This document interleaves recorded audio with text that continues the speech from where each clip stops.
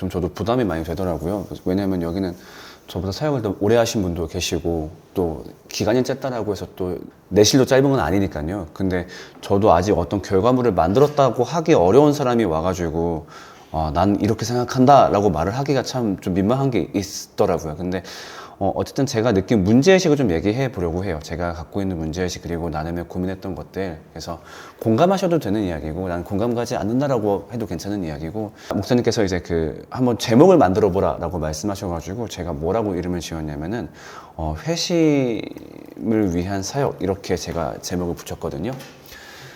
사실 저는 흔히 말하는 교계의 영향을 거의 받지 못하고 성장을 했었어요. 왜냐면은 학부 때 신학을 한 것도 아니었고, 학부 때 철학이랑 실용음악을 했었고, 그 다음에 신대원에 와서 보통 사람들이 많이 사귀잖아요. 근데 신대원에 와서는 제가 입학한 지 얼마 안 돼서 결혼을 바로 했고, 그 다음에는 생계를 책임지느라 휴학을 되게 많이 했어요. 그렇다 보니까 또래 신대원 동기라고 할 만한 사람들도 딱히 없고, 그래서 그 시간 동안 계속 저 혼자 나름대로 좀 성경을 바라봤던 것 같아요. 그랬다가 좀 늦은 나이죠. 한 25쯤에서 회심을 했고, 그 이후에 특히나 성경을 알아가는 데 있어서 굉장히 더 자발적으로 좀 이렇게 공부를 했던 것 같고, 또 그런 식으로 목회에 대해서도 자발적인 생각을 갖고 좀 했던 것 같아요. 좀 이렇게 안 좋게 말하자면 좀 지 혼자 많이 고민했던 거죠.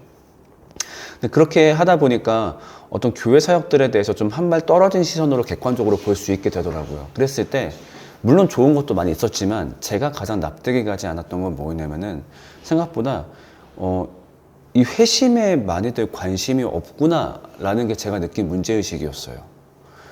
교회를 봤을 때, 목회자분들을 봤을 때, 또 나아가서 신학교를 봤을 때 생각보다 회심에 되게 관심이 없구나라는 걸 많이 느꼈어요. 저는 그렇게 생각하거든요. 교회가 세워진 목적, 그리고 우리의 모든 목회의 목적은 저는 결국에는 회심이라고 생각을 하거든요.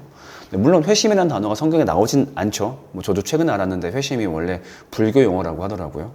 근데 우리가 회심을 그렇게 정의할 수 있을 것 같아요. 어떤 한 사람이 믿음이 없었다가 믿음을 가지게 된 사건을 회심이라고 정의한다면, 사실 우리가 보는 신약시대의 모든 사건들은 다 회심을 위한 사건이었고, 또 우리도 마땅히 여기에 목적이 있어야 될 텐데 생각보다 회심에 관심이 없는 것 같다가 좀 제 건방진 생각이었어요. 한번 이걸 좀 나눠서 얘기해 보자면, 일단 첫 번째로 목회자분들을 봤을 때, 저는 결국 어떤 한 사람 목회자의 역량이 결국 어떤 기준으로 평가되어야 된다고 생각하냐면은, 이 사람이 얼마나 한 개인을 회심시킬 수 있는가.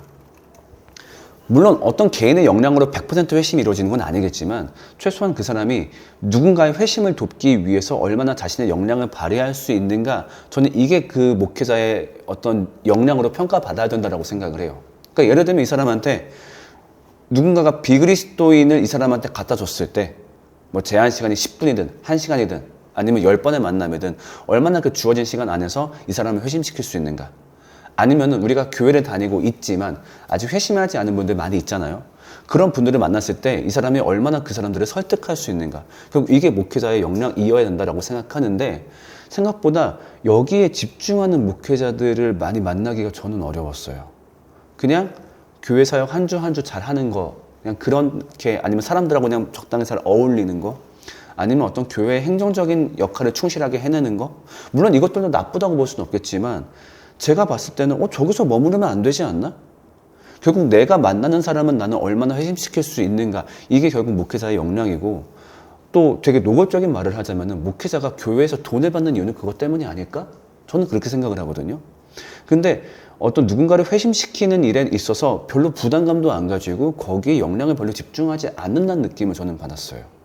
그러니까 내가 어떤 사람을 만났을 때 나는 누군가를 회심시킬 수 있을까에 대해서 자문하는 사람들도 많이 못 만나봤고, 거기에 대해서 역량을 정말로 준비하는 사람들을 저는 많이 못 만나봤다고 생각이 들어요. 그 다음에 교회도 마찬가지로 어느 교회가 우리 공동체원들을 회심시키고 있는가? 라는 질문은 저는 교회는 끊임없이 던져야 된다고 생각하거든요. 결국 교회가 세워진 이유는 그 교회에 발을 디디는 사람들한테 회심시킬 수 있는, 그러니까 그 사람들한테 그리스도가 왜 필요한지 말을 할 수 있고, 그 다음에 그 교회를 다님으로써 결국 개개인한테 나타날 변화가 회심이어야 되는데, 교회도 별로 거기에 역량을 집중하지 않는다는 느낌을 많이 받았어요. 물론 안 그런 교회도 있을 거예요. 근데 제가 봤던 많은 교회가, 그러니까 결국 뭐 목회자 문제겠지만 어쨌든 교회 얘기로 좀 바꿔서 치환해서 말을 해보자면은 그냥 하나의 조직이 건실하게 유지되고 있으면 만족하는 거죠. 왜냐하면 참 재밌는 게 어떤 교회라는 조직이 운영되는 데는 제가 봐도 회심이 그렇게 중요하진 않아요. 왜냐하면 조직의 원리가 있거든요. 그러니까 보통 조직의 원리라면 그런 걸 거예요. 상벌 시스템. 그러니까 이 조직에 대한 충성도에 따라서 상을 주고 또는 못했을 때 벌을 주기도 하고 그렇게 체계와 위계 질서를 만들어주고 또 그 안에 적당히 교제를 만들어주면 어느 조직이든 잘 성장하는 것 같아요. 제가 교회 바깥을 봐도 마찬가지더라고요. 뭐 심지어 어떤 산악회, 뭐 예를 들면 뭐 땡땡시 배드민턴 협회 이런 걸 보더라도 그 조직이 이루어지는 원리가 다들 비슷해요. 그러니까 얼마나 이 조직에 시간을 많이 쓰고 충성했느냐 거기에 따라서 상벌 시스템 주면은 나중에 거기서 주는 어떤 그런 도토리가 마음에 들다 보니까 여기에 왜 저렇게 삶을 던지지? 하는 사람들도 발생하더라고요. 그러니까 교회도 마찬가지로 그런 원리를 도입하면은 교회라는 조직이 만들어지고 유지되는데 별 문제가 없더라고요. 근데 제가 생각한 건 거기서 끝나면 안 되지 않나? 결국 이 교회에 누군가가 나왔을 때 얼마나 많은 사람이 회심할 수 있느냐? 혹은 우리 교회 가운데 누군가가 아무리 활동을 열심히 하고 뭐 출석을 열심히 한다 하더라도 저 사람이 정말로 회심한 걸까? 여기에 대한 질문을 심각하게 던져봐야 되는데 그 질문을 교회가 굳이 던지지 않는다라는 느낌을 받았어요. 나아가서는 신학교 얘기도 할 수 있을 것 같아요. 그러니까 저는 결국 목회자라고 한다면은 목회자는 요원이라 생각해요. 그러니까 누군가를 회심을 유발할 수 있는 요원들? 그러니까 목회 현장에 가서 혹은 아니면 세상 현장에 가서 이 사람이 그동안에 배운 성경 지식을 바탕으로 얼마나 사람들에게 복음을 잘 전해서 결과적으로는 그들을 회심시킬 수 있느냐.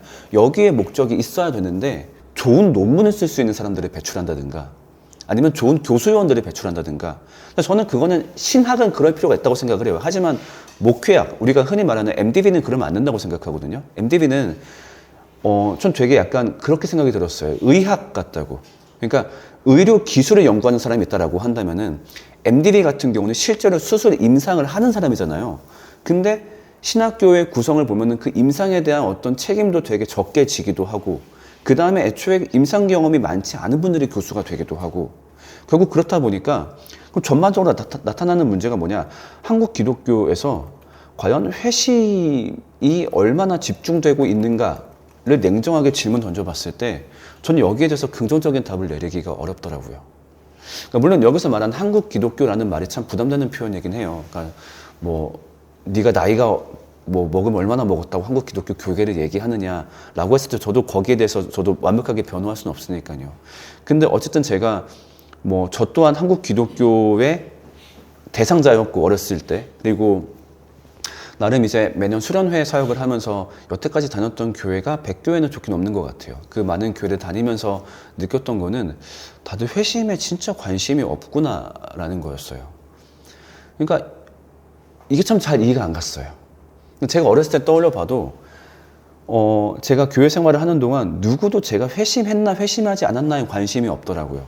그냥 내가 교회 출석 열심히 하고 교회에서 봉사를 꽤 열심히 하면은 믿음이 좋다라고 평가를 해버려요. 나도 그게 맞는 줄 알았죠. 그랬다가 나중에 제가 개별적으로 복음을 학습하면서 회심하게 되었을 때 복음이 기뻤지만 동시에 교회에는 화가 났어요. 내가 그 시간을 보낼 동안 내가 그 많은 헌신을 할 동안 왜 교회는 나한테 그걸 점검해 주지 않았지? 그러니까 결국 어떤 교회가 누군가에게 회심을 돕고 싶다면 저는 다음 3가지가 필요하다고 생각해요. 그러니까 첫 번째는 회심을 진단하는 것. 그러니까 마치 그 코로나 때 우리가 PCR 검사를 하잖아요. 그러니까 왜냐면은 누군가가 병원에 왔을 때 제일 먼저 해야 할 게 PCR 검사잖아요. 왜냐면 이 사람이 환자인지 아닌지 가려내야 되니까. 이 사람이 환자가 맞다면 거기에 마땅한 치료를 해야 되겠고 환자가 아니라면은 뭐 예를 들면 좀 환자 치료를 도와줄 수 있겠습니까? 그렇게 구분을 해야 되잖아요. 근데 만약에 병원이 어떤 사람이 왔을 때 이 사람이 환자인지 아닌지도 구분을 못한다면 아무것도 못할 텐데 교회가 그 역량을 저는 잃었다고 생각을 했어요.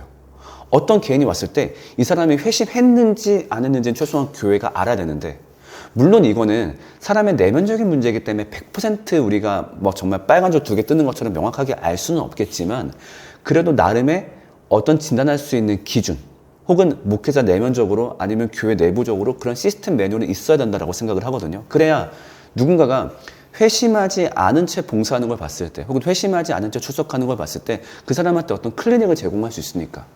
근데 이 진단 요령을 상실했다는 느낌을 받아요. 그럼 지금 현재 무엇으로 진단하고 있느냐? 그냥 이 조직, 이 공동체에 충실하느냐 안 하느냐 그 정도로 바라보고 있는 거죠. 예를 들면 누군가 임직 세울 때 아니면 누군가 직분을 줄 때가 대표적으로 생각하는데 그냥 그렇게 판단하는 거죠. 이 사람이 얼마나 11조 잘하고 얼마나 새벽 예배 같은 거 잘 나오고 공예배 출석 잘하고 성가대 같은 봉사 정도 하나 잘하고 있으면은 우리는 그 사람을 회심했다라고 평가를 해버리는 거죠.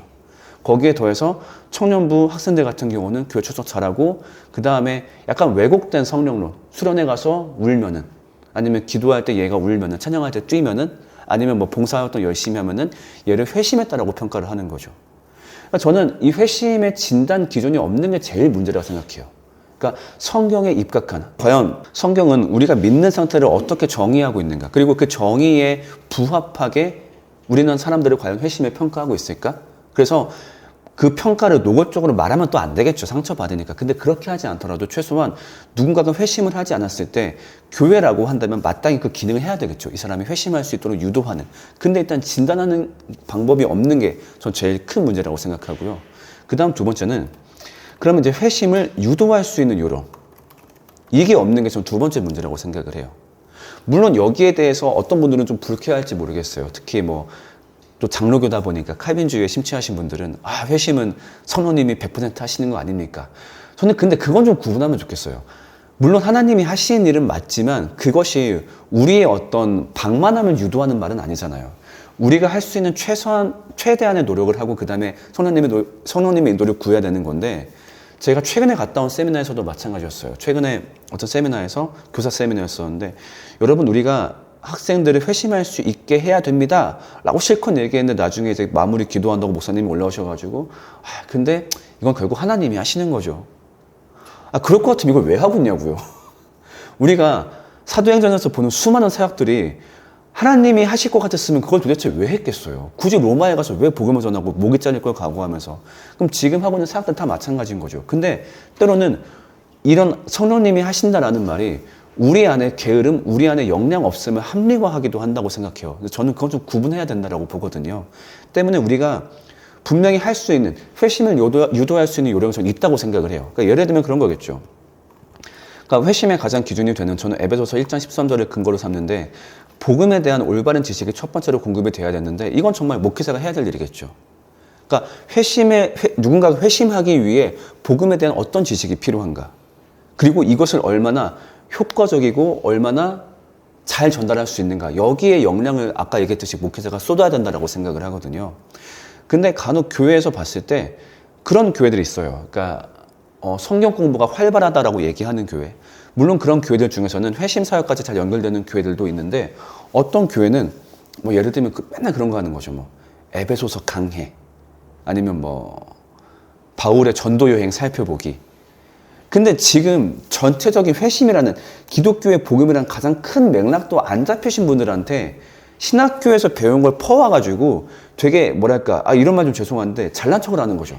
막 원어 해설하고 고대 근동 문화가 어떻고, 지금 당장 기독교 내용에 대해서 동의도 않는 사람한테, 그러니까 그런 성경 지식이 자꾸 가득하다 보니까 뭔가 계속 알아는 가는데 정작 복음에 가만은 안 되는 일이 벌어지고 있다라고 생각이 들고요.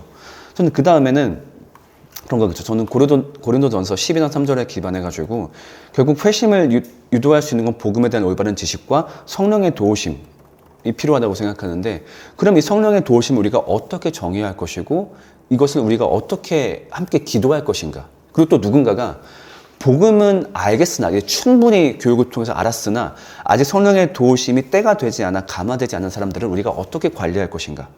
이런 시스템에 대해서 결국 회심을 유도할 수 있는 요령이 있어야 되는데, 저는 이것이 없다는 게 가장 안타까웠어요.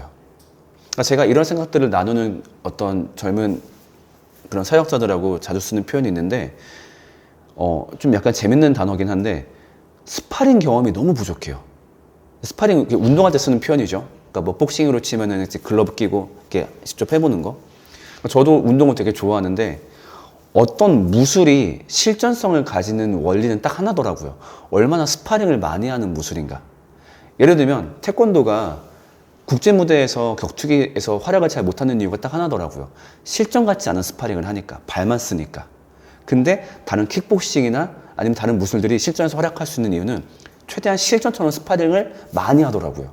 그것처럼 걔 교회가 되었든 걔 목회자가 되었든 누군가를 회심시키는 경험이 많아야 되는데 그 임상 데이터가 많아야 되는데 스파링 경험이 없는 거죠. 그러니까 지금 어떤 목회자를 딱 모셔다 놓고 자 예를 들면 이런 방 안에 딱 앉혀다 놓고 자 다음 사람 들어옵니다 하고서 예를 들면 비그리스도인 한 명 딱 데리고 오는 거죠. 자 제한 시간 30분 안에 왜 기독교를 믿어야 되는지 설명해 보세요 라고 했을 때 입조차 떼지 못하시는 분들이 많이 만났어요. 그분이 막 석사, 박사, 뭐 성경신학 전공자, 실천신학 전공자라고 하더라도 근데 과연 이게 맞을까? 우린 결국 이거 하려고 목회하는 사람들 아닌가? 교구 관리를 어떻게 하고 교회 행정 처리를 어떻게 하고 애들하고 어떻게 놀아주고 라면을 끓여 먹고 축구를 잘하고 다 좋은데 그럼 결과적으로 우리의 목적은 회심이 있어야 되지 않나? 근데 여기에 대해서 준비가 안 되는 게 점점 갑갑한 거죠.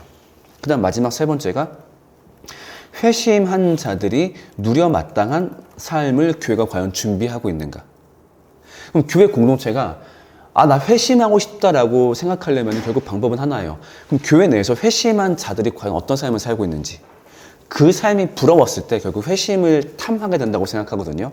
그럼 회심한 자들이 누려 마땅한 삶은 뭘까요? 결국 우리가 흔히 말하는 하나님 나라라고 생각하거든요. 이제 하나님 나라 신학이 많이 발달하면서 우리가 그런 말들을 많이 알고 있어요. 하나님 나라는 우리가 죽어서 가는 나라가 아니라 이 땅에서부터 누리는 나라이다. 오케이, 그러면은 그 이 땅에서 어떤 방식으로 누리는 건데요? 라고 했을 때 거기에 대해서 좀 실질적인 답을 제공해줘야 된다고 생각을 해요. 그러니까 교회에서 보여야 된다고 생각해요. 하나님 나라를 누리면 저런 삶을 살 수 있구나. 저런 모임을 하는구나. 저런 모임 가운데 저런 일들이 일어나는구나. 근데 많은 교회에서 하나님 나라에 대해서 명확한 그림을 제시하지 못하는 데가 많아요. 목회자만 그 신학을 갖고 있거나 전 최소한 성도들이 여기에 대해서 자발적으로 설명하고 말할 수 있어야 된다고 생각하거든요. 우리가 그 나라를 누리고 있다고. 근데 이 나라의 개념조차 모른다든가 아니면 회심해도 뭐 딱히 삶이 비슷하던데 이러면 교회 안에 회심에 대한 욕구가 안 올라오겠죠. 결국 이 교회가 이 세 가지를 준비했을 때 저는 이것이 결국 회심을 향한 사역이라고 생각하는데 이것이 준비된 교회가 얼마나 있을까? 혹은 이것을 준비하기 위해 아니면 이것이 준비되지 못했기 때문에 안타까워하는 교회가 몇이나 있을까라고 했을 때 저는 그것이 많지 않다라고 밖에 평가할 수밖에 없었어요. 저도 이 평가가 교만하다는 걸 알고 있어요. 근데 이 교만함을 좀 깨줄 수 있는 것들을 저도 계속 찾게 되는 것 같아요. 그래서 물론 제가 찾은 사례들도 있어요. 그래서 그런 교회를 만났을 때 너무 감사하고 기쁘고 즐겁게 교제하고 있는 건 맞는데 그래도 지금보다 조금 더 각성해야 되지 않을까라는 생각이 드는 거예요. 그러니까 우리가 회심에 집중하지 않고 사실 다른 것들에 많이 집중할 수 있을 거예요. 아까 얘기했던 조직 문화. 교회는 굳이 회심하지 않아도 하나의 조직이 유지되는 데 문제가 없다 보니까 여기에 또 뭐가 또 한몫 다가가고 있냐면 전 미디어도 한몫하고 있다고 생각을 해요. 교회에서 만드는 그럴듯한 영상, 음향, 전 특히 영상. 좀 이런 말 하면 어떨지 모르겠지만 그놈의 영상. 이제는 그러니까 대유튜브 시대가 열리면서 또 각 교회별 역량이 구독자와 조회수로 딱 나타나기 시작했어요. 그럴듯한 영상을 만들어서 조회수 기가 막히게 뽑으면 모두가 안심해버리는 세상. 근데 특히 저는 이게 청년 사역에서 많이 나타나고 있다고 생각하는데 뭐 요새 청년들 찬양팀 만들면 다 이제 유튜브 채널 하나씩 파가지고 영상들을 만들죠. 그럼 거기서 멋있는 찬양 영상을 만드는 게 목적이 아니라 뭐 그건 만들 수도 있고 안 만들 수도 있는데 일단 회심했는가? 그거 먼저 체크해 봐야 될 텐데 그러니까 보통 미디어로 가장 많이 다루는 게 찬양이잖아요. 찬양도 참 재밌는 게 회심한 자들이 고백하는 게 찬양이거든요. 그렇잖아요. 찬양은 우리가 어떤 특정 사실에 대해서 감탄을 고백하는 건데 외치다라는 어원이 있잖아요.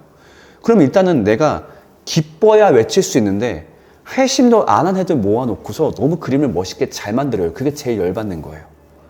음악의 도움으로, 조명의 도움으로, 기가 막힌 카메라의 도움으로 회심하지 않은 자들이 울게 만들고 회심하지 않은 자들이 뛰게 만들어요. 그러고서 사역자들이 만족해버려요. 이게 제일 갑갑한 거예요. 자꾸 뭘 느꼈대요. 그럼 그게 뭔데? 더러는 그릇된 아까 얘기했던 그릇된 성령론으로 빠지기도 하고 뭐 하나님의 음성을 들었어요. 뭐 울었어요. 어쨌어요. 뭐 했어요. 물론 하나님의 적극적인 역사로 그 가운데 하나님을 인지하는 일이 발생할 수 있겠죠. 그러면 인지한 다음에 그분이 어떤 분인지 알아서 회심의 단계로 넘어가야 되는데 너 울었구나. 뭘 느꼈구나. 오케이 됐어. 너 이제 교회 봉사하자. 너 이제 성도야. 이게 과연 맞을까 생각이 드는 거예요.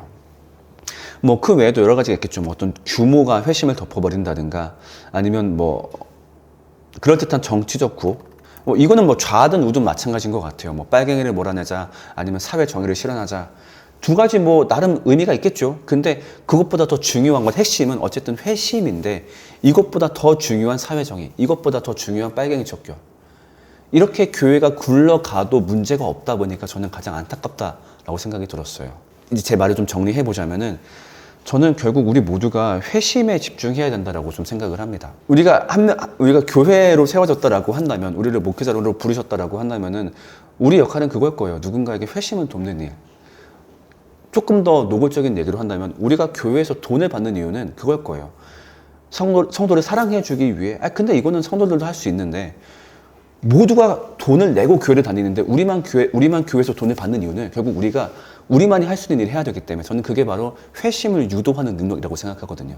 회심에 필요한 복음적 지식을 공급하고 또 누군가가 회심을 하지 못했을 때 어떤 매뉴얼을 제공해 줄 수 있고 또 그 사람을 어떻게 또 위로해 줄 수 있고 때문에 우리가 정말로 가치를 발현할 수 있는 일이 바로 회심이기 때문에 조금 더 회심에 집중하는 공동체가 되면 좋겠다라는 게 제 생각이고, 근데 이거는 뭐 제가 감히 뭐 광주 신앙교회 하는 말은 아닙니다. 저도 신앙교회가 어떻게 하고 있는지 몰라요. 때문에 누군가 뭐 특정 상황에 대해서 얘기한다 생각하지 마시고 그냥 이게 제가 갖고 있는 한국교회에 대한 어떤 문제의식이었고 좀 제가 많이 집중하고 있는 문제라서 여러분들과 한번 나눠봤습니다. 네, 뭐 제 얘기는 여기까지입니다. 네, 감사합니다.